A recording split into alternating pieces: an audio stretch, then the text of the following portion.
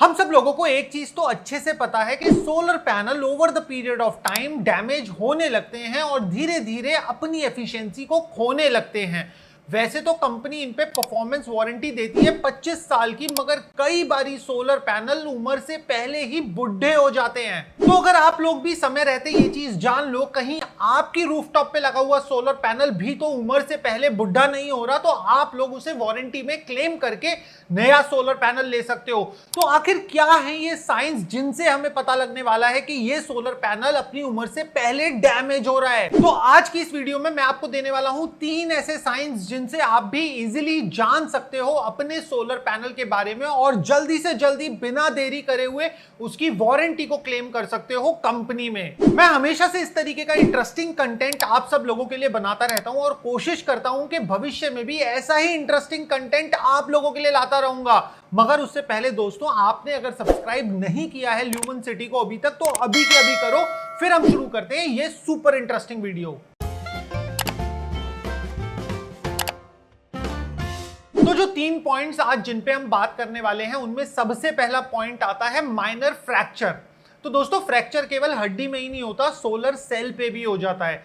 Fracture का मतलब solar cell का टूट जाना। अब आप लोग सोचोगे अरे सोलर सेल टूटेगा, उससे पहले तो ग्लास टूट जाएगा, मगर कई बारी ऐसा नहीं होता। कई बारी क्या होता है, ग्लास इंटैक्ट रहता है और अंदर लगा हुआ सोलर पैनल में फ्रैक्चर्स आ जाते हैं। तो सबसे पहले जानते हैं फ्रैक्चर्स आते क्यों हैं। तो सोलर सेल के अंदर फ्रैक्चर आने का सबसे ज्यादा और कॉमन कारण होता है इंस्टॉलेशन के टाइम पे करी गई लापरवाही। या तो इंस्टॉलर ने ढंग से सोलर पैनल को हैंडल नहीं करा, ट्रांसपोर्ट के समय में फ्रैक्चर आ गया, या फिर उसने सोलर पैनल को लगाते समय में ट्विस्ट कर दिया, जिसकी वजह से ग्लास तो नहीं टूटा, क्योंकि ग्लास होता है टफन ग्लास, बट अंदर वाले सेल में फ्रैक्चर पड़ गया। और कई जगह पे यह भी देखा गया है कि इंस्टॉलर का जो फ्रेम होता है, जिस फ्रेम पे सोलर पैनल्स को लगाया जाता है, वो फ्रेम अनइवन होता है, जिसकी वजह से सोलर पैनल्स जब उस पर टाइट करे जाते हैं तो वो ट्विस्टेड टाइट हो जाते हैं, जिससे कि over the period of time cell में फ्रैक्चर आ जाता है। और जो दूसरा सबसे बड़ा रीजन फ्रैक्चर आने का देखा गया है सोलर सेल में, वो है चेंज इन टेम्परेचर। रात के समय में बर्फ पड़ गई तो टेम्परेचर हो गया माइनस में, और उसी के बाद में जब सुबह धूप आई तो टेम्परेचर काफी ज्यादा राइज हो गया। जब भी टेम्परेचर डिफरेंस बहुत ज्यादा होगा, तब भी चांसेस बन जाते हैं सोलर सेल में फ्रैक्चर आने के। बट जो लोग इंडिया में रहते हैं वो लोग इस चीज से बेफिक्र हो सकते हैं। इंडिया में इतना वेरिएशन नहीं है टेम्परेचर का कि सोलर सेल पे फ्रैक्चर इजीली आ पाए। तो अब बात आती है कि फ्रैक्चर आ तो गया है, मगर हम उसे देखेंगे कैसे और इसका इफेक्ट क्या पड़ेगा एक सोलर पैनल पे।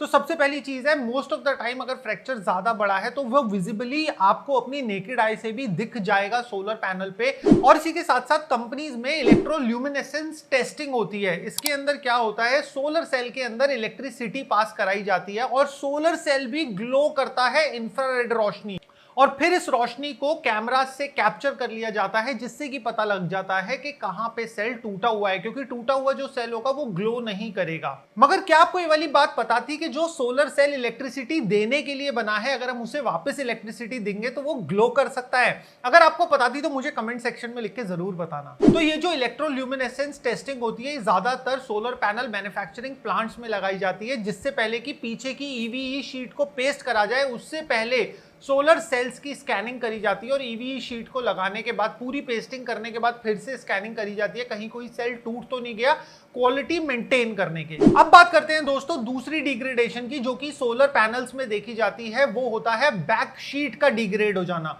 तो जो सोलर पैनल होता है उसके पीछे ईवीई की शीट को लगाया जाता है, और इस शीट का मेन पर्पस केवल इतना सा होता है कि मॉइस्चर और हवा सोलर सेल तक ना जाए, तो ये पूरे के पूरे सोलर सेल को सील करने में मदद करती है। मगर होता क्या है कि over the period of time ये वाली शीट यूवी रेडिएशन की वजह से जगह जगह से क्रैक होने लगती है। तो अगर आप भी कभी अपने सोलर पैनल को इंस्पेक्ट करोगे तो आप पाओगे कि ऊपर का ग्लास तो बिल्कुल सही है, मगर उस ग्लास में जो पीछे व्हाइट शीट लगी हुई है उसमें थोड़े थोड़े जगह से क्रैक्स आने लगे हैं। और जहां कहीं से भी ईवीई शीट में क्रैक आएगा, वहां से मॉइस्चर और एयर सोलर सेल तक पहुंचने लगेगी। और इस टाइम पे मैं आपको एक अमेजिंग किस्सा सुनाता हूं जो हमारे साथ हुआ था ल्यूमन सिटी में। हमारे एक प्रोजेक्ट में हमने पाया कि हम इन्वर्टर को डेली सुबह ऑन कर रहे हैं, और वो इन्वर्टर जब हम अगले दिन सुबह आ रहे हैं तो वो ऑटोमेटिकली ट्रिप डाउन ऑफ हो जाता है।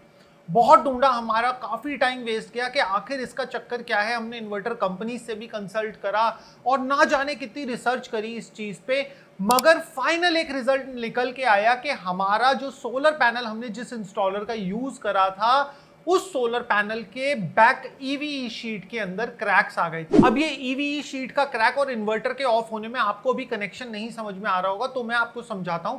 जब भी ईवीई शीट क्रैक हो जाती है और मॉइस्चर अंदर चला जाता है, तो मॉइस्चर के अंदर जाने पे क्या होता है, जो इलेक्ट्रॉन्स को बस बार्स में फ्लो करना था, वो बस बार्स की बजाय बाहर बॉडी तक ट्रैवल कर जाते हैं और सोलर पैनल की जो एल्यूमिनियम फ्रेमिंग होती है उसमें ट्रैवल करने लगते हैं।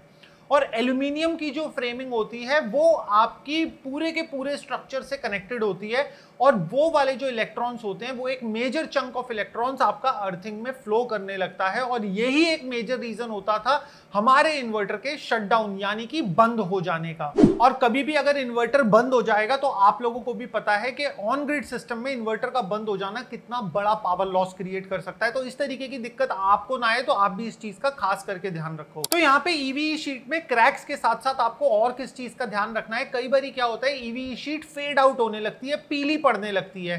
पीली पड़ने के साथ साथ जब कभी भी आप कॉर्नर्स देखोगे ईवीई शीट के, तो अगर आपको वहां पे दो शेड नजर आ रहे हैं, एक है प्योर व्हाइट और एक है हल्का सा ग्रेइश व्हाइट, तो आपको वहां पे पता लग जाएगा यूवी रेडिएशन की वजह से ईवीई शीट अब ग्लास पैनल को छोड़ती जा रही है, तो वहां से भी मॉइस्चर आपके सोलर सेल तक पहुंच सकता है। अब इस चीज का प्रोफेशनली कैसे पता लगाया जाता है, तो इसके अंदर ड्रोन्स का इस्तेमाल होता है एरियल थर्मोग्राफिक इमेजिंग के लिए, जिससे कि थर्मल इमेजिंग जब हम लेते हैं सोलर पैनल्स की, तो कहीं पे भी इस तरीके का कोई heat spot, hot spot create हो रहा होता है तो पहले ही पता लग जाता है और फिर उस पैनल का इंस्पेक्शन हो जाता है।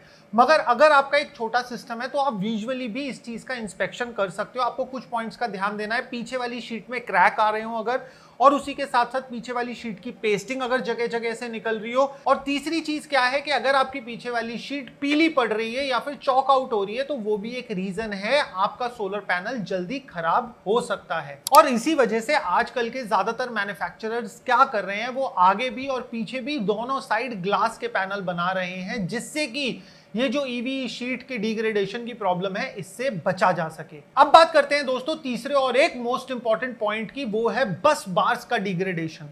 कई बारी क्या होता है कि हमारा एक सोलर पैनल जिस पे कभी शेड आ रहा होगा वहां पे हॉट स्पॉट क्रिएट हो जाता है। क्यों? क्योंकि जैसा एक सोलर पैनल के अंदर जितने भी सेल्स होते हैं सारे सीरीज में कनेक्टेड होते हैं, और अगर एक सेल पे शेड आ गया तो वो इलेक्ट्रिसिटी प्रोड्यूस करने की बजाय और पैनल्स की इलेक्ट्रिसिटी लेने लगता है, और उस इलेक्ट्रिसिटी को लेके वो हीट होने लगता है, क्योंकि वो एज अ रेजिस्टेंस काम करने लगता है। तो जब कभी भी ऐसा कोई एक सोलर सेल आएगा तो वहां पे क्या होगा, वहां पे हीट जनरेट होगी, और उस हीट की वजह से आपकी बस बार्स भी काली हो जाएंगी।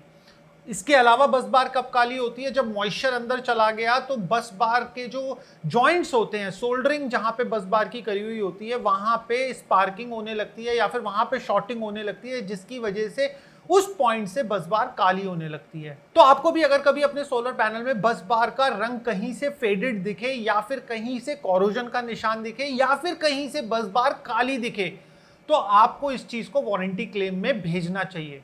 इसके अलावा बस बार का जो कलर होता है वो होता है सिल्वर। तो आपके पूरे सोलर पैनल की क्लीनिंग के बाद में आपको चेक करना है कि सारी बस बार सिल्वर कलर की ही हो, कहीं पे भी डीकलराइजेशन नहीं होना चाहिए बस बार का। और यहां तक आते आते मैं आपको देना चाहूंगा एक प्रो टिप कि अगर आपका जो सोलर पैनल है और उसका मैन्युफैक्चरर अब मार्केट में एग्जिस्ट ही नहीं करता, या फिर आपने चाइनीज सोलर पैनल लगाए थे, तो वो बंदा अपने सोलर पैनल को किस तरीके से रिपेयर कर सकता है और उसको इस्तेमाल लायक बनाए रख सकता है। तो अगर आपके सोलर पैनल की भी बैकशीट खराब हो गई है, जिसकी वजह से मॉइस्चर सोलर सेल्स तक पहुंच रहा है, तो आप लोग इस्तेमाल कर सकते हो बैकशीट की कोटिंग का, जो कि वेदर रेजिस्टेंट होती है, ये मार्केट में इजीली अवेलेबल होती है।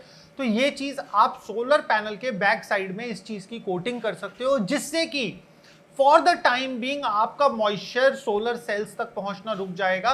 मगर अगर ऑलरेडी डिग्रेडेशन हो चुकी है तो ये चीज बहुत कम इफेक्टिव होगी, बट अगर डिग्रेडेशन होना स्टार्ट ही हो रही है तो ये बिल्कुल सही फैसला होगा आपका कि बैक शीट पे उसकी एक कोटिंग कर दो। नहीं तो सबसे बेस्ट फैसला यही होगा कि वो वाले सोलर पैनल को आप वारंटी क्लेम में दो और उसकी जगह पे एक नया सोलर पैनल लो। सोलर पैनल्स की जांच कैसे करनी है ये तो आप लोगों ने सीख लिया, मगर सोलर पैनल से बनने वाली बिजली को किन किन तरीकों से बचाया जा सकता है, अगर आप लोग इंटरेस्टेड हो ये चीज जानने में, तो हमने इस पे डिटेल में वीडियो बनाई है, यहां पे आ रही होगी, आप अभी की अभी क्लिक करके देखो।